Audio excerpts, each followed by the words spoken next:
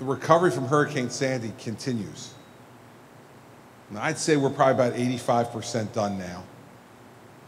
We've probably got about 1,000 families left to get back in their homes, which is pretty good given we started at 365,000 homes. And we still have some businesses who we hope reopen, but not many. Most of them that are going to reopen have reopened, and most of them did reopen because of the programs that we stood up. But the better part of that story is the preparation for next time, whatever next time brings us.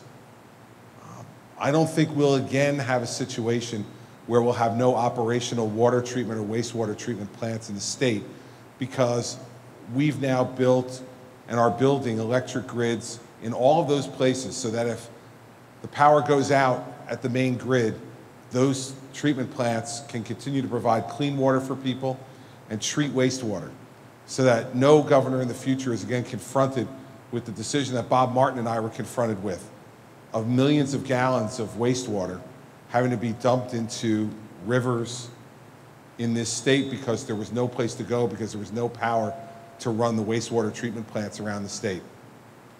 That so many of our trauma centers across the state that didn't have backup power available to them do now because of the BPU and the EDA's Energy Resilience Program.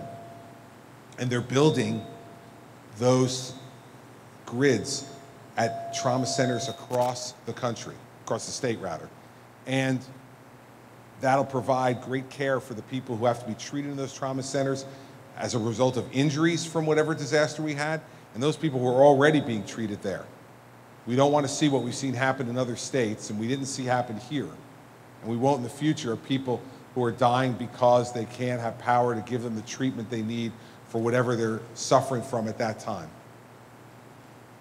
Our roads are more resilient and rebuilt in a more resilient way. We now will finally finish the project building a dune system, protective dune system, from Cape May to Sandy Hook.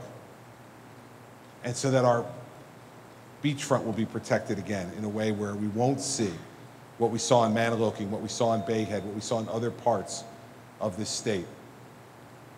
And it's important to remember that all throughout this, we fought for the people of the state. Our Department of Banking and Insurance fighting for the insureds across the state to make sure they got their insurance money from their insurance companies, and fighting with the federal government to make sure that they pay their national flood insurance plans. Setting up an arbitration system to make sure that was fair. Building new affordable housing throughout the state so there'll be more of that available for folks. All that was done because we went down and we fought in Congress and at the White House to make sure that New Jersey was not shortchanged in reaction to this disaster because of the mistakes of the past in Louisiana and Mississippi from Katrina.